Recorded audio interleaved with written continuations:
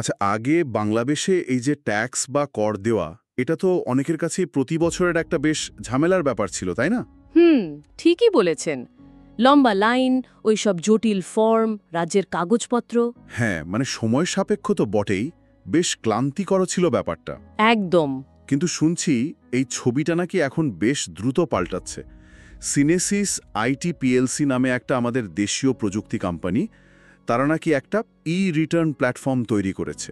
ঠিক, এবং এর জন্য তারা সম্প্রতি একটা বেশ সম্মানজনক অ্যাওয়ার্ডও পেয়েছে, Bangladesh ICT and innovation award 2025। ও, দারুণ তো। তো আজকে আমরা এই রিটার্ন নিয়ে একটু বিস্তারিত কথা বলবো। মানে হাতে যে বিভিন্ন রিপোর্ট বা তথ্য আছে, সেগুলো দেখে বোঝার চেষ্টা করব এটা আসলে কি জিনিস, সাধারণ মানুষের জীবনে বা ধরুন দেশের অর্থনীতিতে এর প্রভাবটা কেমন পড়ছে, এর পেছনের টেকনোলজিটাই বা কি, আর সিনেসিস আইটির ভূমিকা সেটাও একটু জানার চেষ্টা করব। অবশ্যই। আর এই যে পুরস্কারটা বা প্ল্যাটফর্মটা, এটার গুরুত্ব কিন্তু শুধু একটা টেকনিক্যাল অ্যাচিভমেন্ট হিসেবে দেখলে হবে না। আচ্ছা। এর তাৎপর্য আসলে আরও বেশি। এটা দেখাচ্ছে যে প্রযুক্তি মানে টেকনোলজি কিভাবে একদম সরাসরি সাধারণ মানুষের জীবনযাত্রায় প্রভাব ফেলতে পারে। বিশেষ করে কর দেওয়ার মতো একটা প্রক্রিয়া, যা আগে অনেকের কাছে বেশ ভয়ের বা এড়িয়ে চলার মতো ব্যাপার ছিল আর কি। হ্যাঁ, সেটা তো ছিলই। তো সেটাকে ডিজিটাল মাধ্যমে নিয়ে আসা আর এতটা সাকসেসফুলি কাজে লাগানো, এটা কিন্তু ডিজিটাল বাংলাদেশ গড়ার পথে একটা বিরাট মাইলফলক। এটা শুধু কাজটা সহজ করেনি, করদাতাদের মধ্যে এক ধরনের স্বস্তি আর ভরসাও তৈরি করেছে। বেশ ইন্টারেস্টিং। চলুন তাহলে আরেকটু গভীরে যাই। এই যে রিটার্ন প্ল্যাটফর্ম, এটা ব্যবহারকারীদের ঠিক কি কি সুবিধা দিচ্ছে, কিভাবে কাজ করে এটা, মানে একজন সাধারণ মানুষ কিভাবে লাভবান হচ্ছেন? আচ্ছা, দেখুন, সহজ করে বললে প্ল্যাটফর্মটা মূলত আর্টিফিশিয়াল ইন্টেলিজেন্স মানে এআই আর অটোমেশন টেকনোলজি ব্যবহার করে। ও, এআই ব্যবহার করা হয়েছে। হ্যাঁ, এতে পুরো প্রক্রিয়াটা অনেক ফাস্ট হয়ে গেছে। মানুষ এখন ঘরে বসেই কয়েক মিনিটের মধ্যেই তাদের ইনকাম ট্যাক্স রিটার্ন রেডি করে জমা দিয়ে দিতে পারছেন। বলেন কি, কয়েক মিনিটে?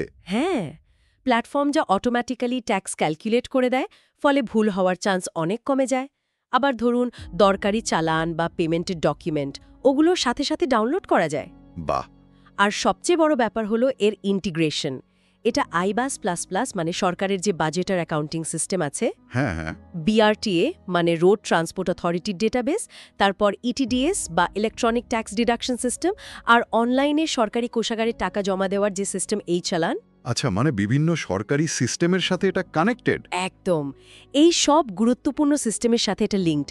এর ফলে একটাই প্ল্যাটফর্ম থেকে এক জায়গা থেকেই নিরাপদে আর খুব দ্রুত সব কাজ হয়ে যাচ্ছে। আগে যে এখানে ওখানে দৌড়াতে হতো, সেই ঝামেলাটার নেই। এই যে বললেন বিভিন্ন সরকারি সিস্টেমের সাথে কানেক্টেড, এটা তো টেকনিক্যালি বেশ চ্যালেঞ্জিং ছিল নিশ্চয়ই। অবশ্যই ছিল।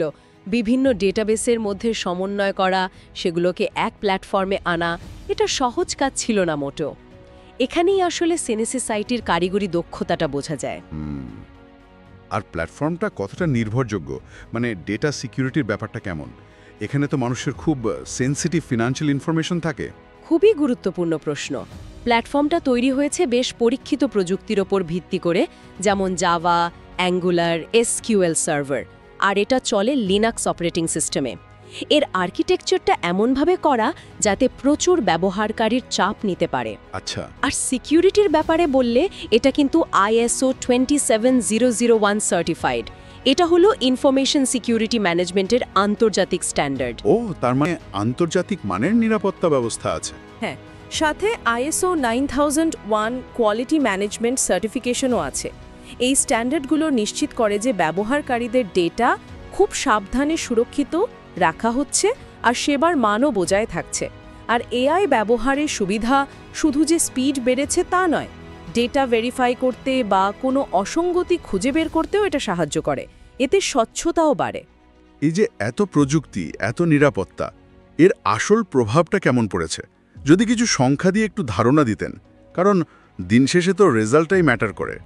রেজাল্ট সত্যি বেশ চোখে পড়ার মতো। দেখুন, যে ডেটা পাওয়া যাচ্ছে সে অনুযায়ী 2025 সালের অক্টোবর পর্যন্ত প্রায় 30 লাখের বেশি ব্যবহারকারী প্ল্যাটফর্মটা ব্যবহার করেছেন। 30 লাখ? হ্যাঁ, আর এর মাধ্যমে 32 লাখেরও বেশি রিটার্ন জমা পড়েছে। এটা কর দেওয়ার পুরো প্রক্রিয়াটাকে সহজ করে দিয়ে প্রায় 212 কোটি টাকার বেশি রাজস্ব আদায়ে হেল্প করেছে। দারুণ। আরও ইন্টারেস্টিং ব্যাপার হলো এই সিস্টেম আসার পর পার্সোনাল ট্যাক্সপেয়ারদের থেকে ট্যাক্স কালেকশন প্রায় 4 গুণ বেড়েছে। অথচ ট্যাক্স কালেকশনের যে খরচ সেটা কমে গেছে প্রায় 10 গুণ। বলেন কি, খরচ কমেছে 10 গুণ? এটা তো অবিশ্বাস্য। হ্যাঁ, শুধু তাই না, নতুন করদাতার সংখ্যাও বেশ বেড়েছে। এর মানে দাঁড়াচ্ছে প্ল্যাটফর্মটা ট্যাক্স ফাঁকি দেওয়া কমাতে আর লোকেদের ট্যাক্স দিতে উৎসাহী করতে একটা বড় ভূমিকা রাখছে, যেটা দেশের রেভিনিউ বেসকে আরও স্ট্রং করছে। তার মানে শুধু করদাতাদের লাইফ ইজি করাই না, এটা দেশের অর্থনীতির জন্য খুব পজিটিভ। ট্যাক্স সিস্টেমের ওপর মানুষের ভরসা বাড়ছে, স্বচ্ছতা বাড়ছে। আচ্ছা, সিনেসিস আইটি আর এনবিআর এর ফিউচার প্ল্যান কি এটা নিয়ে? এখানেই থেমে থাকবে? না, তারা এখানেই থামছে না। ব্যবহারকারীদের এক্সপিরিয়েন্স আরও ভালো করার জন্য একটা মোবাইল অ্যাপ তৈরির কাজ চলছে। Mobile app? সেটা তো খুব দরকারি হবে। হ্যাঁ, এছাড়া যারা কর্পোরেট ট্যাক্স দেন তাদের জন্য একটা ইউনিফাইড প্ল্যাটফর্ম আর রিপোর্টিং টুলস তৈরির প্ল্যানও আছে। আর সাথে ব্যবহারকারীদের যে কোনো সমস্যায় কুইক সাপোর্ট দেওয়ার জন্য একটা 24/7 কল সেন্টার চালুরও উদ্যোগ নেওয়া হয়েছে। মানে লক্ষ্যটা হলো কর দেওয়ার পুরো ব্যাপারটা যেন আরও সহজ, আরও ইনক্লুসিভ হয় আর কি। বোঝা যাচ্ছে এই প্ল্যাটফর্মের সাকসেস তো এর পেছনের কোম্পানি মানে সিনেসিস আইটি দক্ষতার দিকেও আলো ফেলছে। তাদের সম্পর্কে যদি আরেকটু বলতেন। অবশ্যই। সিনেসিস আইটি তো প্রায় 2 দশক ধরে বাংলাদেশের ডিজিটাল ট্রান্সফরমেশনে কাজ করে আসছে। ওরা সফটওয়্যার ডেভেলপমেন্টে আন্তর্জাতিকভাবে স্বীকৃত CMMI লেভেল 3 পাওয়া একটা কোম্পানি। বিভিন্ন ISO সার্টিফিকেশনও আছে। ও, অনেক দিনের অভিজ্ঞতা তাহলে। হ্যাঁ, আর রিটার্ন তাদের একমাত্র বড় প্রজেক্ট নয়। এর আগেও তারা বহু জাতীয় গুরুত্বপূর্ণ প্রকল্পে কাজ করেছে, যেমন ধরুন ই-টিন রেজিস্ট্রেশন সিস্টেম। হ্যাঁ, ওটা তো আমরা অনেকেই ব্যবহার করি। ঠিক। এছাড়া সরকারি তথ্য ও স্বাস্থ্যসেবার হেল্পলাইন স্বাস্থ্য বাতায়ন, call for national help desk মানে 333, central biometric verification monitoring platform বা CBVMP, এরকম 200টারও বেশি ন্যাশনাল প্রজেক্টে তারা সাকসেসফুলি কাজ করেছে। 200-র বেশি? হ্যাঁ, তাদের তৈরি বিভিন্ন ডিজিটাল সলিউশনের মাধ্যমে দেশের প্রায় 5.5 কোটিরও বেশি নাগরিক সেবা পেয়েছে বা পাচ্ছে। এই যে দীর্ঘ অভিজ্ঞতা আর প্রুভেন ট্র্যাক রেকর্ড, এটাই আসলে রিটার্নের মতো এত বড় আর জটিল একটা প্ল্যাটফর্ম তৈরিতে তাদের হেল্প করেছে। বোঝা যাচ্ছে এটা আসলে বিচ্ছিন্ন কোনো সাফল্য না, বরং অনেক দিনের অভিজ্ঞতা আর ঠিকঠাক পরিকল্পনার ফল। একদম তাই। সব মিলে যদি দেখি, রিটার্ন প্ল্যাটফর্মটা একটা চমৎকার এক্সাম্পল যে কিভাবে সঠিক প্রযুক্তি ব্যবহার করে একটা জটিল আর সময় সাপেক্ষ সরকারি কাজকে একদম জনবান্ধব করে তোলা যায়। এটা শুধু ট্যাক্সপেয়ারদের হয়রানি কমায়নি, সরকারের রেভিনিউ বাড়াতে আর পুরো ট্যাক্স সিস্টেমে একটা স্বচ্ছতা আনতেও বিরাট হেল্প করেছে। আর সিনেসিস আইটির এই কাজটা প্রমাণ করে যে আমাদের দেশের টেকনোলজি সেক্টর এখন শুধু ইন্টারন্যাশনালি কম্পিটই করছে না, বরং ইনোভেশনের মাধ্যমে নতুন স্ট্যান্ডার্ডও তৈরি করছে। সত্যি তাই। আজকের আলোচনা থেকে এটা একদম পরিষ্কার যে টেকনোলজিক্যাল ইনোভেশন নাগরিক জীবনে কতটা পজিটিভ চেঞ্জ আনতে পারে। আলোচনার শেষে একটা প্রশ্ন মনে আসছে, ভাবার জন্য রেখে যাই দর্শকদের কাছে। বলুন। এই যে রিটার্নের মডেলটা আমরা দেখলাম, এটা ফলো করে আমাদের দেশের আর কোন কোন জটিল সরকারি বা নাগরিক সেবা প্রক্রিয়াকে এরকম সহজ, স্বচ্ছ আর ইউজার ফ্রেন্ডলি করে তোলা যেতে পারে? ধরুন শিক্ষা, স্বাস্থ্য কিংবা জমির রেকর্ড বা অন্য কোনো সেক্টর। সম্ভাবনা কিন্তু অনেক, তাই না?